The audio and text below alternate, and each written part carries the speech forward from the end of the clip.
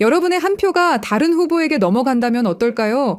그런 일은 절대 일어날 수 없어라고 생각하시겠지만 미국뿐만 아니라 우리나라에서도 비슷한 의혹들이 일어난 적이 있죠. 그리고 이 모든 걸 정확히 예측한 애니메이션이 있습니다.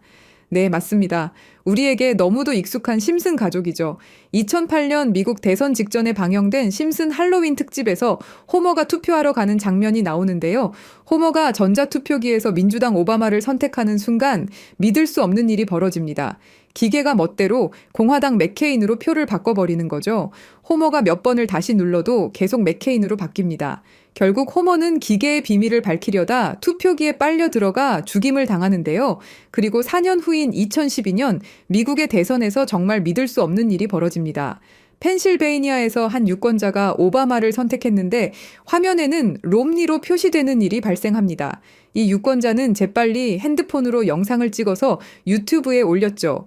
그리고 NBC 뉴스를 비롯한 주요 언론들이 긴급 보도했습니다. 펜실베이니아 전자투표기에서 표 뒤집힘 현상 확인! 더 충격적인 건 버지니아, 네바다, 텍사스, 오하이오 등 여러 주에서 동시다발적으로 비슷한 사건들이 보고됐다는 겁니다. 심슨 만화에서 무려 4년 전에 이 일을 예언한 거죠. 그런데 이런 일이 미국만의 문제일까요? 우리나라에서도 전자개표기와 관련된 의혹들이 여러 번 제기되었습니다. 2020년 총선 이후에도 일부에서 개표 과정의 투명성에 대한 문제를 제기했죠.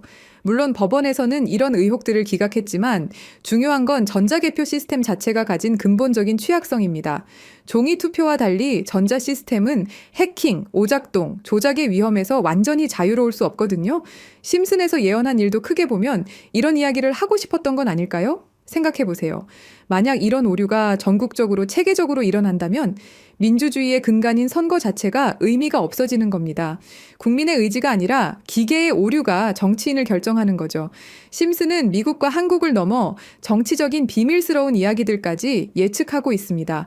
대중들이 파볼 수 없는 기밀급 이야기들을 말이죠. 그래서 만화에서 호머가 기계에 빨려 들어가 죽은 이유가 이제 이해되시죠?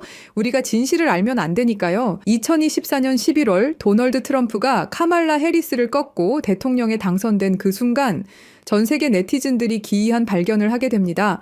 이건 심슨 가족의 한 에피소드에서 리사 심슨이 남성 후보와 대결하는 장면인데요. TV 화면에 나타난 미국 지도의 주별 승리 지역이 실제 2024년 대선 결과와 놀랍도록 일치했던 것입니다. 빨간색이 공화당 그리고 파란색이 민주당이죠. 보시면 실제 대선 때와 100% 싱크로율을 보여줍니다.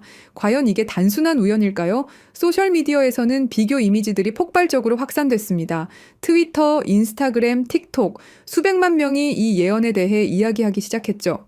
해외 주요 언론들도 이 현상을 다루며 심슨 예언이라는 용어를 사용했습니다. 하지만 여기서 끝이 아닙니다. 심슨 가족의 예언 능력은 이미 여러 차례 입증된 바 있거든요. 대체 심슨 가족은 어떻게 이런 일들을 미리 알 수 있었을까요? 단순한 우연의 연속일까요? 아니면 정말로 미래를 내다보는 무언가가 있는 걸까요? 지금부터 그 충격적인 진실을 파헤쳐 보겠습니다. 여러분, 지금부터 제가 말씀드릴 이야기를 듣고 나면 밤에 잠이 오지 않을 겁니다. 34년 동안 방영된 한 애니메이션이 우리의 미래를 정확히 예측해왔다는 사실, 혹시 믿으실 수 있나요? 더 소름 돋는 건 이 애니메이션이 지금 우리에게 말하고 있는 것들입니다. 비트코인, XRP, 시바이누, 그리고 아직 공개되지 않은 어떤 코인에 대한 이야기까지 말이죠. 과연 이것이 우연일까요? 아니면 정말로 심슨의 제작진들이 미래를 내다보는 특별한 능력이 있는 걸까요? 지금부터 그 충격적인 진실을 파헤쳐 보겠습니다. 1989년 12월 17일 한 가족의 이야기가 시작됩니다. 그 누구도 몰랐죠. 이들이 미래를 내다보는 예언자가 될 줄은 말입니다. 하지만 34년이 지난 지금 우리는 알고 있습니다. 심슨이 단순한 애니메이션이 아니라는 것을요. 2000년 심슨 가족에서 리사가 대통령이 되어 트럼프 대통령이 남긴 예산 위기를 물려받았다고 말했습니다. 당시 트럼프는 단순한 부동산 사업가였죠. 그런데 16년 후 2016년 실제로 대통령에 당선되었습니다. 이것만이 아닙니다. 심슨은 매트릭스4 제작, 레이디 가가의 슈퍼볼 공중 퍼포먼스, 화상통화 기술, 애플워치까지 예측했습니다. 가장 놀라운 건 1997년 에피소드에서 러시아 우크라이나 갈등을 그려냈는데 25년 후인 2022년 실제로 전쟁이 일어났다는 것입니다. 확률 전문가들은 이런 적중률이 수학적으로 거의 불가능하다고 말합니다. 10억 분의 1보다 낮은 확률이죠. 과연 이것이 단순한 우연일까요? 그런데 여러분, 1997년에 방영된 또 다른 에피소드를 보시겠습니다. 화면에 크립토반이라고 적힌 건물이 등장합니다. 크립토, 들어보셨죠? 암호화폐를 뜻하는 크립토커런시의 줄임말입니다. 1997년이에요, 여러분. 비트코인이 세상에 나온 게 2009년입니다. 무려 12년 전이죠. 그 당시에 크립토라는 단어를 사용한 사람이 과연 몇 명이나 있었을까요? 더 놀라운 건 같은 에피소드에서 인터넷 쇼핑, 화상통화, 스마트 디바이스까지 모든 게 현실이 됐다는 겁니다. 심슨은 단순히 암호화폐라는 단어만 예언한 게 아니었어요. 디지털 혁명 전체를 내다보고 있었던 거죠. 지금 생각해보세요. 1997년에 누가 상상이나 했겠습니까? 컴퓨터로 만든 가상의 돈이 실제 돈보다 비싸질 거라고. 하지만 심슨은 이미 알고 있었습니다. 크립토의 시대가 올 것이라는 걸 말이에요. 그리고 지금 심슨은 더 구체적인 것들을 우리에게 말하고 있습니다. 그리고 진짜 충격적인 건 지금부터입니다. 스프링필드의 최고 부자 미스터 번즈, 그가 무서워하는 게 있습니다. 바로 새로운 억만장자의 등장이죠. 해당 에피소드를 자세히 보면 이 새로운 억만장자가 만든 건 새로운 형태의 화폐 시스템입니다. 기존의 은행 시스템을 완전히 뒤바꿀 수 있는 혁신적인 기술이라고 묘사되어 있어요. 더 구체적으로 들여다보면 이 시스템의 특징들이 나옵니다. 은행의 핵심 기능인 거래 기록 보관, 자금 이체, 신용평가 등을 모두 디지털화하고 자동화한다는 설정이죠. 이게 뭘 의미하는지 아시겠죠? 바로 블록체인 기술입니다. 그리고 이 프로젝트가 받은 투자 금액이 얼마인지 아세요? 3,500억 원 이상입니다.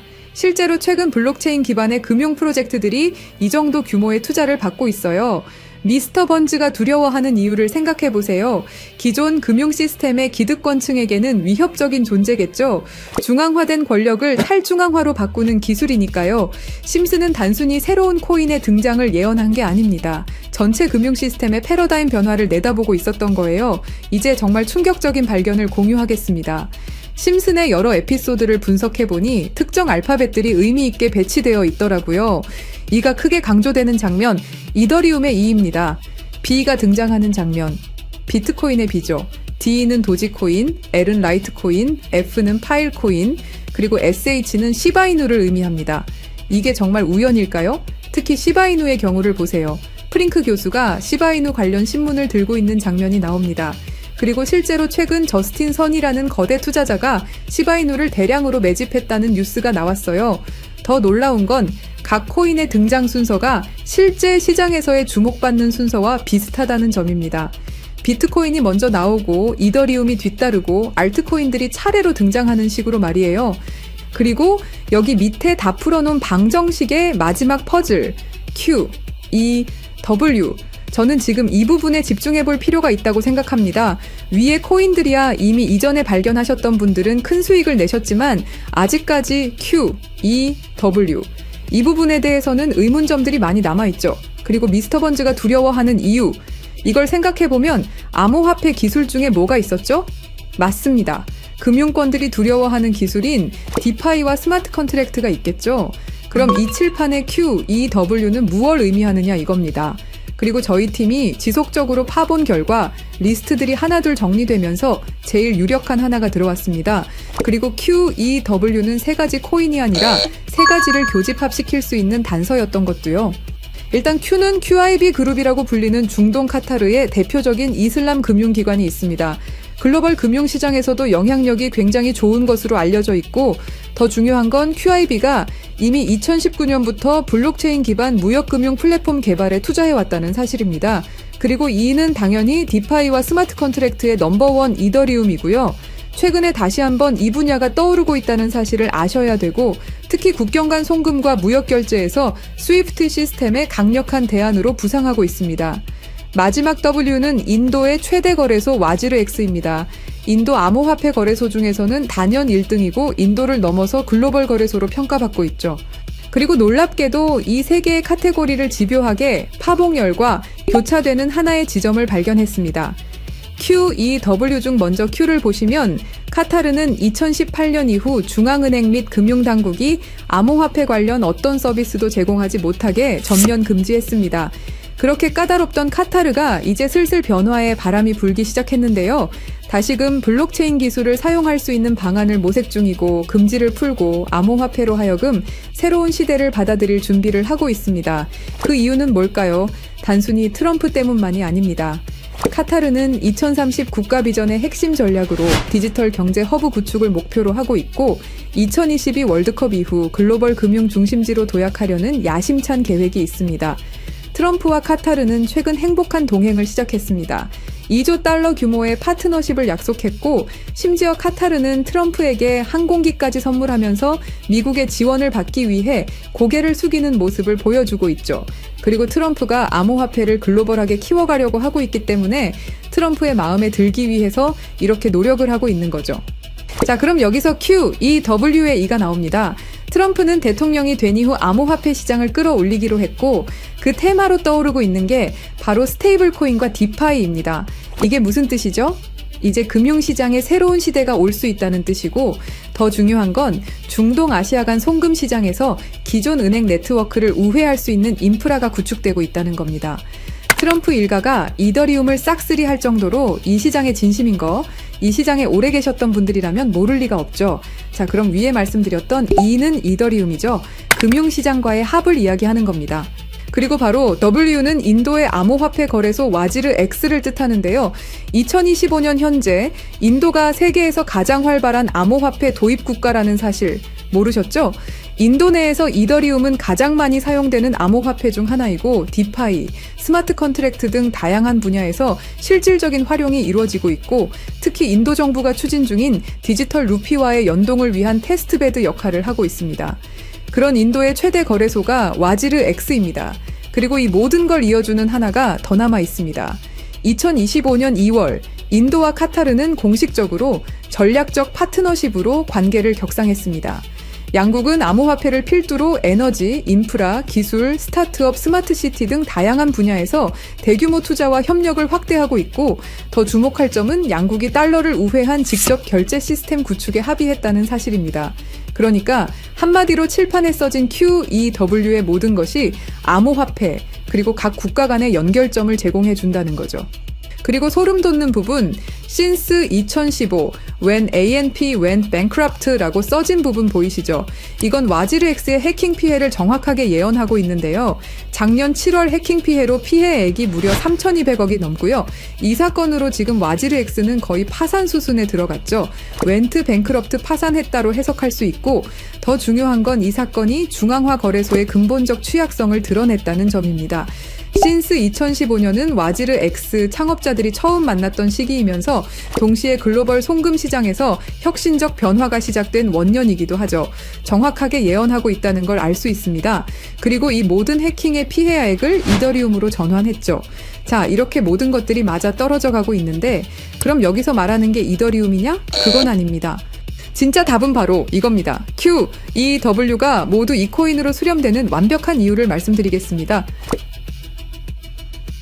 이 코인은 중동에서 가장 활발히 채택되고 있습니다. 카타르 QIB 그룹은 이 코인의 지분 증명 방식이 이슬람 금융 원칙에 완벽히 부합한다고 판단했죠. 몇 년 전부터 구축된 중동 파트너십이 이걸 뒷받침합니다. 이 코인의 최대 강점은 비트코인의 안정성과 이더리움의 스마트 계약을 결합한 하이브리드 구조입니다. 이더리움 가상머신 호환으로 기존 디파이 프로토콜을 그대로 사용하면서도 더 빠른 속도와 낮은 수수료를 제공할 수 있죠. 인도는 이 코인의 최대 사용국 중 하나입니다. 디지털 루피 프로젝트에서 이 코인의 엔터프라이즈 솔루션이 핵심 인프라로 검토되고 있고 와지르 X 해킹 사태 이후 더욱 안전한 대안으로 주목받고 있습니다. 종합해보면 카타르의 할랄 금융 자본, 이더리움의 디파이 기술, 인도의 거대한 시장이 이 코인의 플랫폼에서 융합되면 서구 중심 금융 시스템을 우회하는 새로운 아시아, 중동, 아메리카의 금융 블록이 탄생합니다. 이게 바로 심슨이 10년 전부터 예견한 시나리오고 그 중심에 이 코인이 있는 거죠. 그리고 제일 중요한 사실은 이 코인이 업비트에도 상장이 돼 있다는 사실입니다. 그래서 이 코인을 여러분께 공유 드릴 건데요. 지금 차트를 보시면 아시겠지만 2021년 불장 이후 너무도 수상하리만큼 몇 년간의 횡보를 보이고 있죠. 이게 뭘 의미할까요? 저는 엄청난 폭발의 힘을 모으고 있는 것이다 라고 보고 있습니다. 거기다 최근에 이란, 이스라엘 갈등으로 홍해와 호르무즈 해협 무역 항로가 위험해진 거 아시죠? 전 세계 석유 운송의 20%가 지나가는 핵심 루트가 막힐 위기죠.